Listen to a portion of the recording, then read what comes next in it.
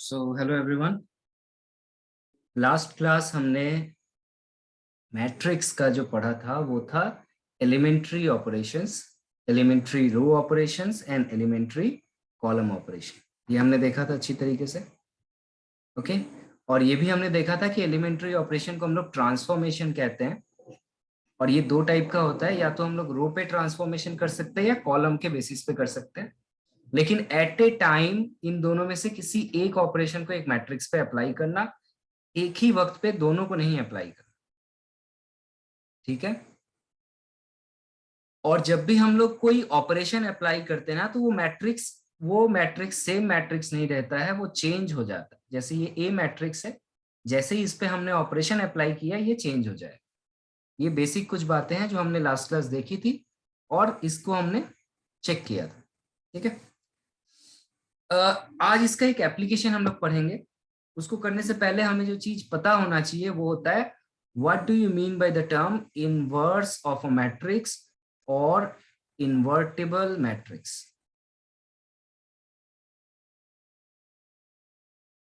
What are invertible matrices. किसी matrix को एक मैट्रिक्स का इनवर्स आप कब कह सकते हो? बहुत सिंपल सा कंडीशन है, बहुत सिंपल सा कंडीशन है। सबसे पहले मान लो कि ए एक मैट्रिक्स है और ये एक स्क्वायर मैट्रिक्स। क्या है ये एक स्क्वायर मैट्रिक्स है। स्क्वायर मैट्रिक्स का मतलब क्या? अगर इसका रो m होगा तो कॉलम भी m होगा। ठीक है, और b एक स्क्वायर मैट्रिक्स है। b क्या है? एक स्क्वायर मैट्रिक्स है और इसका भी सेम ऑर्डर है, इसका भी ऑर्डर सेम है as that of a। And if this condition satisfied, और अगर a इंटू बी या फिर b इंटू ए करने से हमें अगर i मिलता है, a इंटू बी और b इंटू ए दोनों का वैल्यू अगर i मिलेगा, i means identity matrix of order m cross m, then we say that a is inverse of b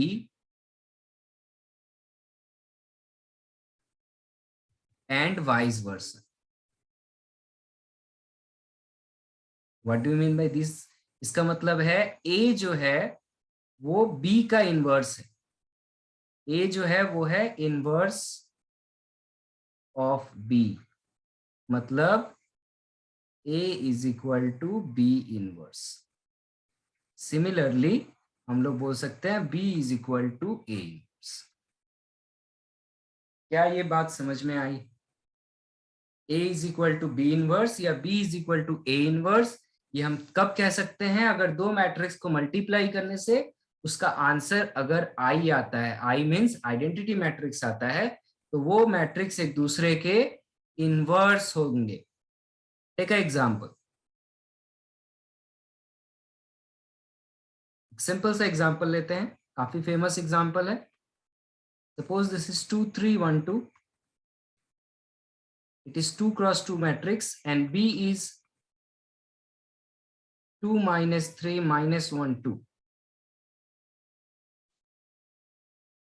Okay, now first of all please check down that both are square matrix or not। दोनों ही square matrix है और दोनों ही same order का है, तो ये property तभी eligible होगा, तभी अप्लाई होगा जब सेम ऑर्डर के स्क्वायर मैट्रिसेस हो तब। फिर हमें क्या निकालना है? हमें a इंटू बी करना है। So this is 2 3 1 2 multiplied by 2 minus 3 minus 1 2. Please go ahead and multiply it.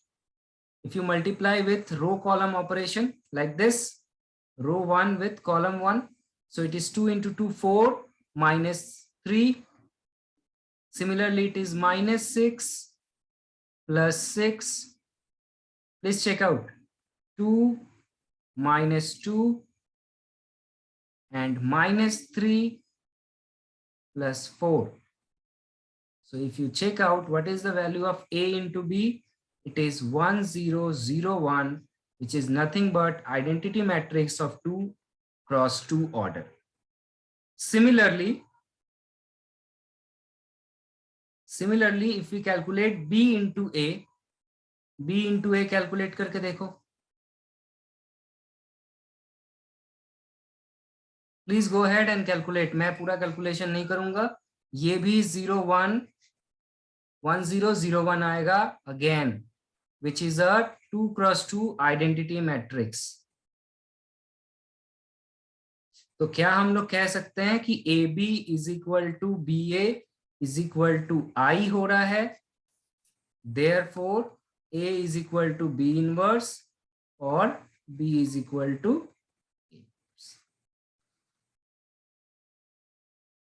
क्या मेरी बातें समझ में आई? कैसे चेक करते हैं हम लोग कि दो मैट्रिक्स इन्वर्टेबल है या नहीं और उसका इन्वर्स क्या है? क्लियर हो गया? सो यहां से कुछ बेसिक प्रॉपर्टी हैं जो एग्जाम में पूछा जाता है, बहुत इंपॉर्टेंट है। इसको थ्योरम भी कहते हैं और बेसिक प्रॉपर्टीज भी है ये। सो इसको मैं थ्योरम ही कहूं। थ्योरम क्या कहता है? That inverse of a square matrix if it is exist then it is unique. ये क्या कहता है कि अगर किसी मैट्रिक्स का इनवर्स निकल रहा है तो वो यूनिक ही होगा, एक ही इनवर्स आ सकता है।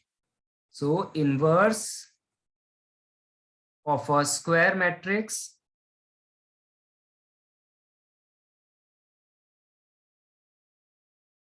inverse of a square matrix if it exists, अगर एग्जिस्ट करता है तो इज यूनिक। अगर एग्जिस्ट करता है तो काफी यूनिक होगा। इसको शॉर्ट में हम लोग कह सकते हैं यूनिकनेस ऑफ इनवर्स। ठीक है, इसी इनवर्स का यूनिकनेस भी हम कह सकते हैं। इसको कैसे प्रूफ करेंगे? चलो, प्रूफ एग्जाम में पूछ देगा, क्या करोगे? प्रूफ करने के लिए, ऐसे थ्योरम्स को प्रूफ करने के लिए क्या करते हैं हम? पहले भी हमने ऐसे थ्योरम्स प्रूव किए हैं इस टाइप के। इसमें हम क्या करते हैं, इस थ्योरम को गलत मान लो कि इसका जो इनवर्स होगा वो यूनिक नहीं है। ठीक है, हम क्या लेट कर लेते हैं? लेट कर लेते हैं inverse of A is not unique. पहले हमने ये लेट कर लिया और अपने आप को गलत साबित करना कि हमने जो लेट किया था वो गलत होगा। अगर हमने ये लेट किया, गलत लेट किया, तो मैं क्या कह सकता हूं? मैं कह सकता हूं A B is equal to B A is equal to I, therefore B is inverse of A. And similarly अगर मैं लेट कर लूं कि दूसरा भी कुछ है इसका, सिमिलरली अगर हम ये लेट कर ले कि a into C is equal to C into A I हो, तो हम लोग बोल सकते हैं c is also inverse of a। ये हमने गलत चीज लेट किया और हमें बताना है कि ऐसा नहीं हो सकता है। क्यों नहीं हो सकता वो देखते हैं। फिलहाल हमने क्या किया, हमने बाई फोर्स लेट किया कि a का दो इनवर्स है, एक b भी है और एक c है। अगर किसी तरह, ध्यान से सुनो, अगर किसी तरह हम ये प्रूफ कर दे, अगर किसी तरह हम ये प्रूफ कर दे कि बी और सी हमेशा एक ही होगा, तो क्या हम ये प्रूफ कर देंगे कि ये थ्योरम सही है? यस और नो? यस ना? अगर हम प्रूफ कर दे कि बी और सी अलग नहीं हो सकता, तो हम ये प्रूफ कर देंगे कि यूनिक होता है किसी भी मैट्रिक्स का इनवर्स। तो हमें बस यही प्रूफ करना है कि बी और सी बराबर है। कैसे प्रूफ करेंगे? Any idea? एनी आइडिया कैसे प्रूफ करेंगे इसको? हमने तो लेट कर लिया था, देखो कैसे प्रूफ करेंगे। हम b को कह सकते हैं we may write, क्या हम लिख सकते हैं b को b इंटू आई? ये पहले ही मैंने प्रॉपर्टी में पढ़ाया था कि आइडेंटिटी मैट्रिक्स से किसी को मल्टीप्लाई करो तो कोई फर्क नहीं पड़ता है। सो b को मैं b इंटू आई बोल सकता हूं। और आई की जगह आपको क्या दिख रहा है? आई की जगह क्या दिख रहा है? AC दिख रहा है। तो मैं क्या इसे मल्टीप्लाई कर सकता हूँ यहाँ पे आई की जगह AC? ये कहाँ से लिखा मैंने इसको? फ्रॉम इक्वेशन नंबर 2 से लिखा। इसको इक्वेशन नंबर 2 दे दो, इसको 1 दे दो। क्लियर? तो अब इसको फिर से ध्यान से देखो, तो मैं b is equal to B, A को उसके साथ में मल्टीप्लाई कर सकता हूँ, इसको c को बाहर रख सकता हूँ। ये कौन सा प्रॉपर्टी है? ये प्रॉपर्टी ऑफ एसोसिएटिव प्रॉपर्टी है।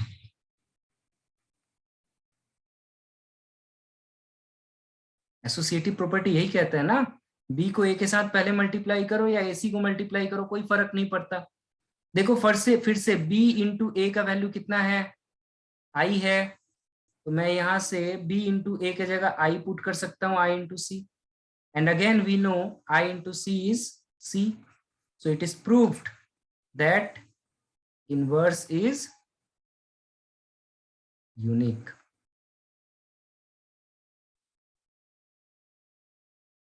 इस तरह के क्वेश्चंस बहुत पूछे जाते हैं एग्जाम में, ये इंपॉर्टेंट है। ओके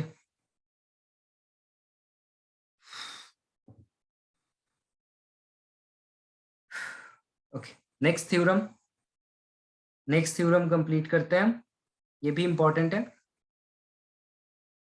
मैं नंबर नहीं मेंशन कर रहा हूं थ्योरम का।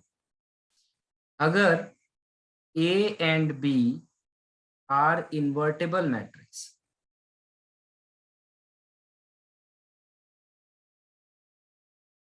ए और बी दोनों का इन्वर्स पॉसिबल है, दोनों इन्वर्टेबल मैट्रिक्स है और दोनों का ऑर्डर सेम है, of the same order,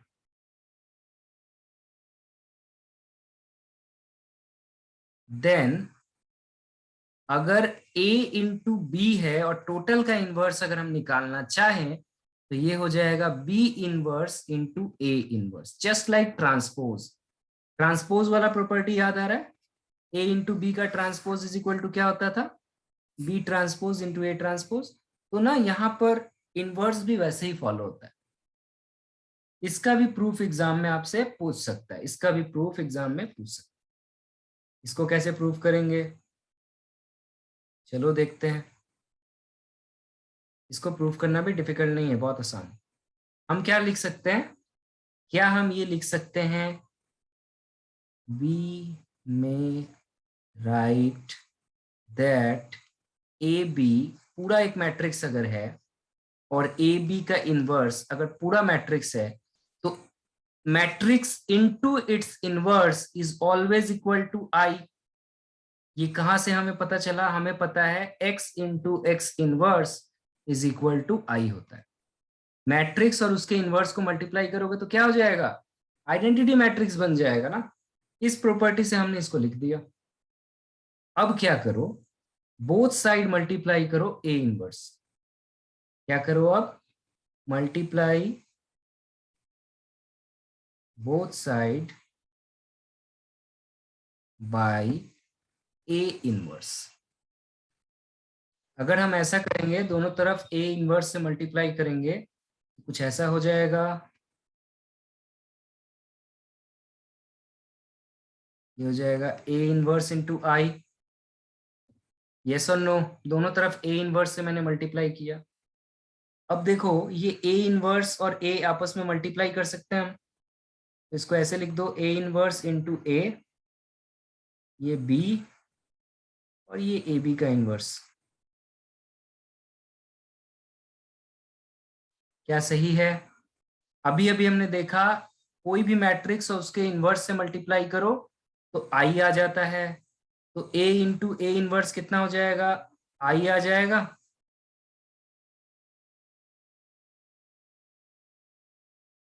yes और नो? यहां तक क्लियर है कि नहीं है? एकदम क्लियर होना चाहिए। इस लाइन को चलो हम लोग फिर से यहाँ लिख लेते हैं। क्या है हमारा? आई बी, ये आया ए बी इनवर्स, यहाँ आया A inverse I. A inverse into I क्या हो जाएगा? ए इनवर्स हो जाएगा, आई को किसी भी चीज के साथ मल्टीप्लाई करो वही बन जाता है, और ये हो जाएगा बी, ये हो जाएगा ए बी इनवर्स। फिर अब हम क्या करेंगे? बोथ साइड मल्टीप्लाई करेंगे B inverse, multiply both side by B inverse. If you multiply both side by B inverse what will happen, यहाँ पे हो जाएगा कुछ ऐसा और इधर हो जाएगा B inverse into A inverse. अब देखो फिर से बी इनवर्स इंटू बी क्या हो जाएगा, आई हो जाएगा, यहाँ हो जाएगा B inverse into A inverse, और I into anything is that matrix. तो मैं इसे ए बी इनवर्स और इसे मैं लिख सकता हूँ B inverse into A inverse. यही तो हमें प्रूव करना था, please check out.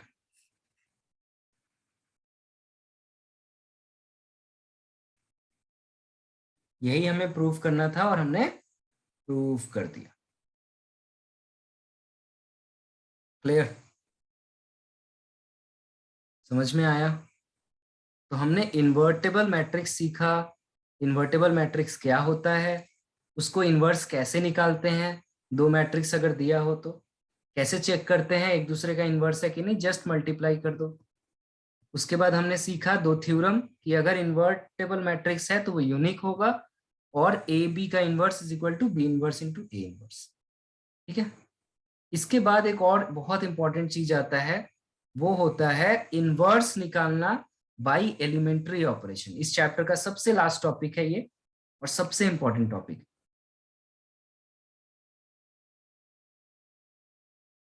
Inverse of a matrix by elementary operation.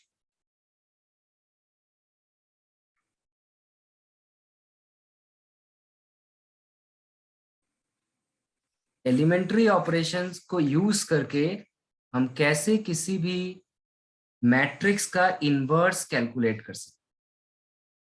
ठीक है, ये ध्यान से समझना इस चीज को। एक दो पॉइंट जो मैं बताऊंगा इसको बहुत क्लियरली याद रखना हमेशा, बच्चे कंफ्यूज हो जाते हैं यहीं पे।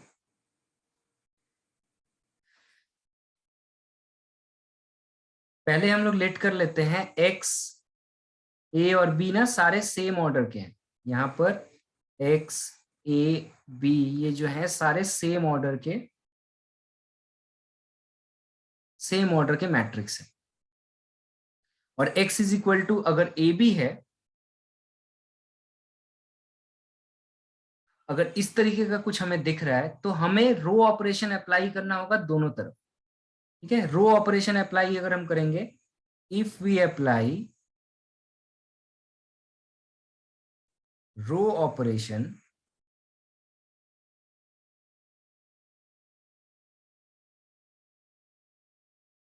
if we apply row operation, then row operation simultaneously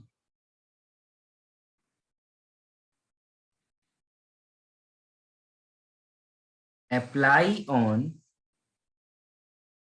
x and a।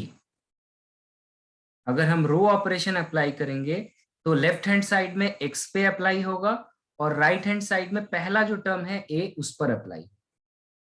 Similarly अगर हम लोग कॉलम ऑपरेशन अप्लाई करें, if we apply column operation,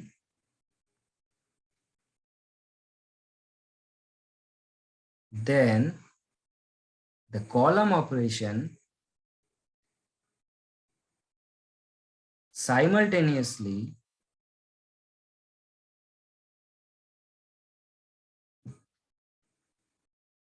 apply on x and b। Column operation left hand में x के ऊपर apply होगा और right hand में b के ऊपर अप्लाई होगा।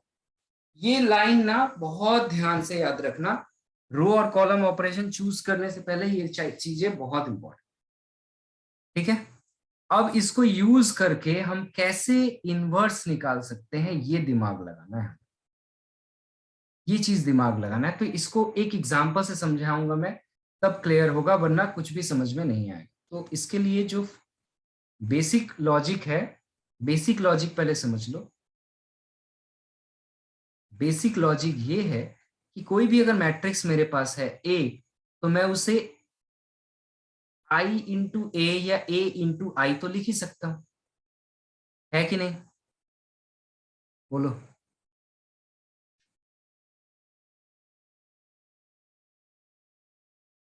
मैं इसे I इंटू ए लिख सकता हूं ना, या फिर मैं A को A इंटू आई तो लिख सकता हूं।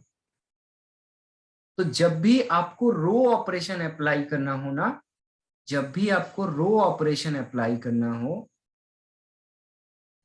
तो आप मैट्रिक्स को ऐसे लिखोगे A इंटू आई ए। और जब भी आपको कॉलम ऑपरेशन अप्लाई करना हो,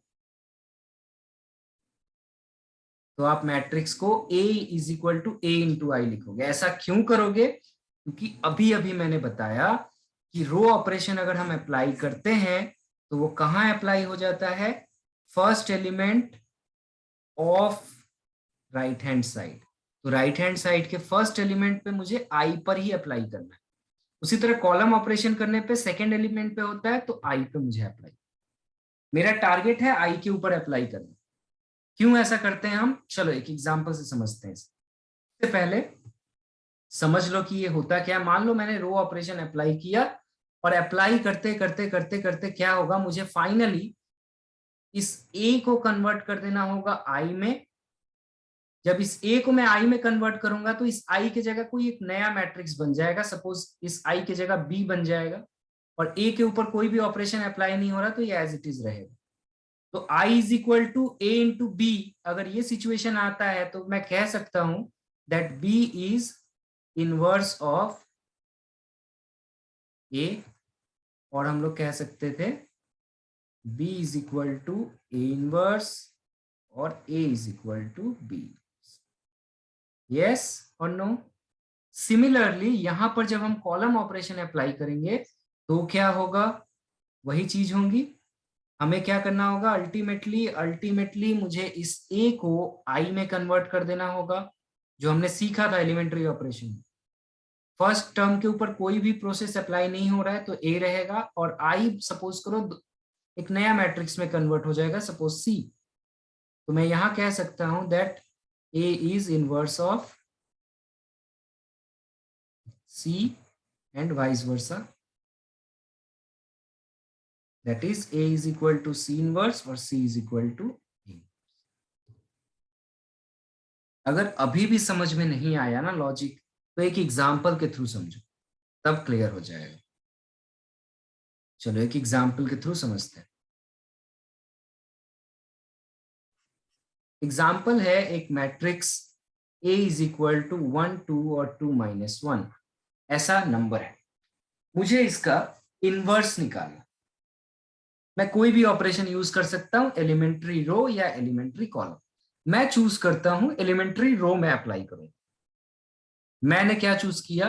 मैंने चूज किया बाई एलिमेंट्री रो ऑपरेशन।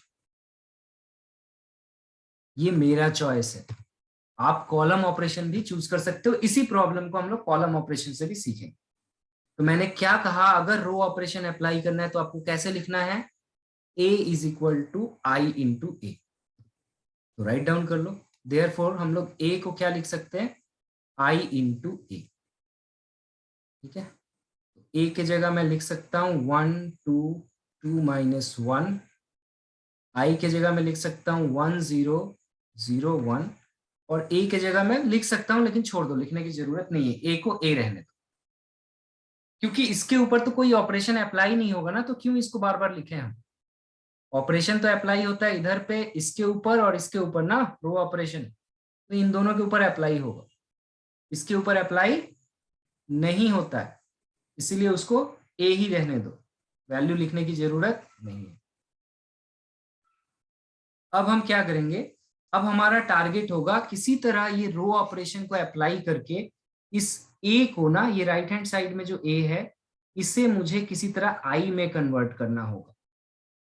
और ये हमने पहले भी किया है कि नहीं किया? तो बस यही चीज हमें अप्लाई करना है। क्या करेंगे? चलो पहला स्टेप करते हैं। स्टेप 1 करता हूं मैं, और यहां पे मैं R2 बनाऊंगा। R2 एक नया रो बनाऊंगा, वो होगा R2 माइनस 2 इंटू R1। देखते हैं क्या होता है। ध्यान से मुझे जरा देखकर बताओ क्या होगा। मैंने क्या कहा था? जिसको टच नहीं करोगे ना उसको छोड़ दो। जिस रो को हमने टच नहीं किया उसको छोड़ दिया दोनों तरफ। अब क्या हो रहा है, R2 माइनस 2R1, मतलब R2 की जगह कितना है, 2 है। सो 2 माइनस 2 इंटू 1, 2 माइनस 2 इंटू 1, सो 2 माइनस 2 0, है ना। 2 है, R2 की जगह कितना 2 और R1 की जगह 1, तो यहाँ पुट करो ना, 2 माइनस 2 इंटू 1 0। सिमिलरली R2 की जगह कितना है, -1, R2 की जगह कितना है, -1 माइनस 2 इंटू R1 की जगह कितना है 2, तो ये हो जाएगा 4, ये आंसर आ जाएगा -5। तो यहाँ मैं पुट कर सकता हूँ -5। सिमिलरली राइट हैंड साइड में देखो, राइट हैंड साइड में भी हमें देखना है। राइट हैंड साइड में क्या दिख रहा है, ये R2 is 0, 0 minus 2 into R1, 0 minus 2 into R1, R1 is 1, so this is -2.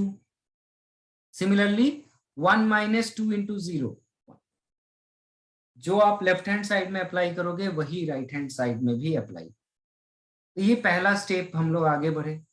Next step क्या होगा, मुझे आई बनाना है, मुझे आई बनाना है। तो नेक्स्ट स्टेप क्या होगा, मुझे इसको 1 बनाना है। 1 बनाना है तो -5 से डिवाइड कर दो, रो 2 को -5 से डिवाइड कर दो। ये हो गया मेरा स्टेप 2। स्टेप 2 हमने क्या किया, फिर से हमने R2 बनाया और इस बार मैंने क्या किया, R2 को डिवाइड कर दिया -5 से। तो जरा देखो क्या होगा, बहुत आसान हो गया। पहला रो तो एज इट इज छोड़ दो, पहला रो हमने क्या सीखा, जिसको टच नहीं करना उसको छोड़ दो। तो ये 1 2, इधर है कितना 1 0।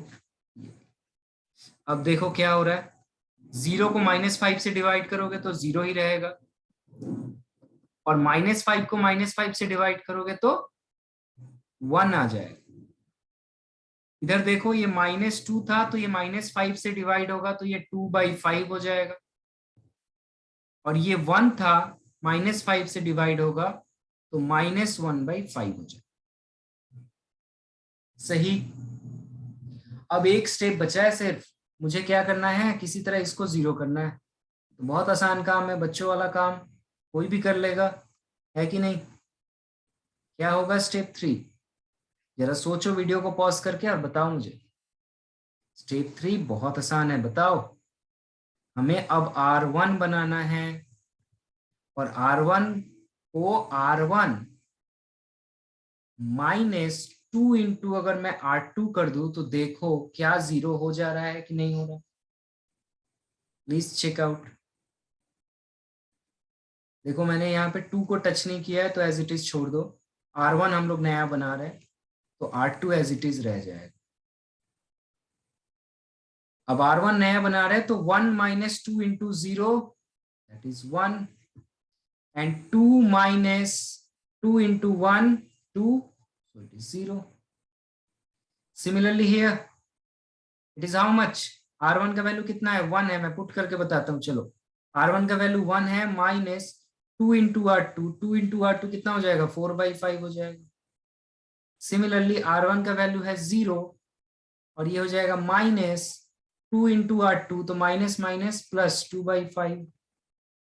So if you simplify, this is simply your I matrix of order 2 cross 2. This is your how much, इसको कैलकुलेट कर लो, ये हो जाएगा 1/5, 2/5, 2/5 माइनस 1/5। तो दो मैट्रिक्स का मल्टीप्लीकेशन आई तभी आ सकता है जब ये इनवर्स हो। तो यहां से क्या कॉन्क्लूजन हमारा निकल गया, कॉन्क्लूजन यही निकला कि ए इनवर्स बराबर यहां जो भी आया हो यही ए का इनवर्स होगा। सो ए इनवर्स इज 1/5, 2/5, 2/5 माइनस 1। इस तरह से एलिमेंट्री रो ऑपरेशन अप्लाई करेंगे, एलिमेंट्री कॉलम ऑपरेशन अप्लाई करेंगे और इसको सॉल्व करेंगे।